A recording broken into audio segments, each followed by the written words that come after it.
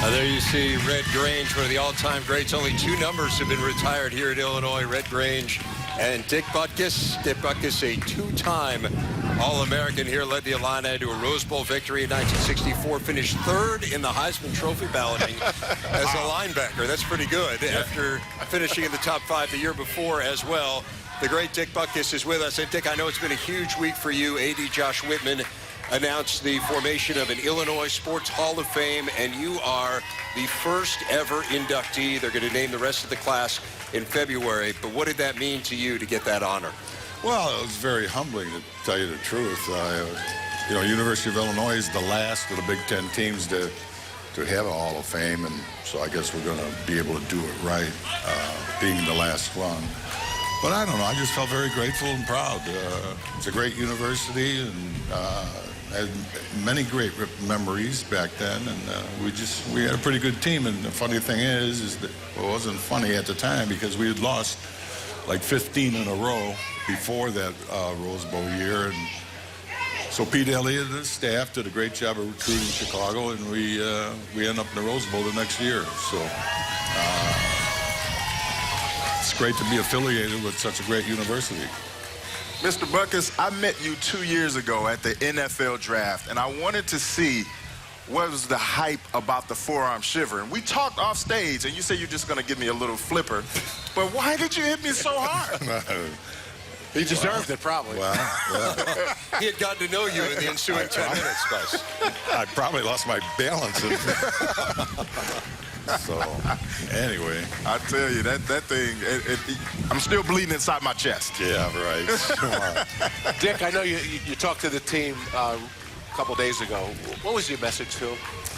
Well, the first message was that I'm not into giving talks to teams, because the last time I did it here at Illinois was when at the number retirement ceremony, and we got beat 62-0 by Nebraska. So I said I'm not going to say anything. But I just said, you know, what a great opportunity. You're going to a great university, and you're playing for some guys that, if you have any aspirations in getting to the pro level, I mean, where else would you go with a staff like we have here with Lovey and all the guys and all their pro experiences? So,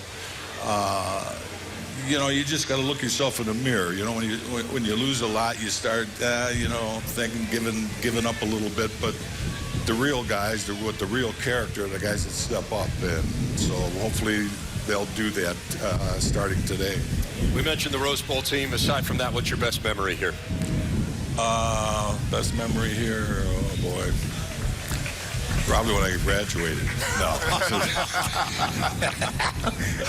No, we had just a great group of guys. You know, what I can remember is that when we came in that summer for our junior year, our Rose Bowl year, each coach had a conditioning drill. And whether it was running stairs or like Bill Taylor was the next Marine, he had us doing all this dummies all over, you know, the field. We had to run and hit and roll and everything else. Then another coach would take us inside, and we have to run 440s. And looking back now, I mean, we weren't the greatest talented team, but I think we just out-conditioned everybody. Because if you look at our scores that year, there weren't really any blowouts by any means. But I just think that conditioning put us through. And then we went to the Rose Bowl, and of course, back then, it was the big fat players from the Big Ten, you know. So we played Washington, and so they won the toss, and they were going to receive. And I remember Pete Elliott coming up to me just after the kickoff. We're going to go out on the field. He says, look, call something, but everybody jump offside and give the guy a rap. I know you're all for that.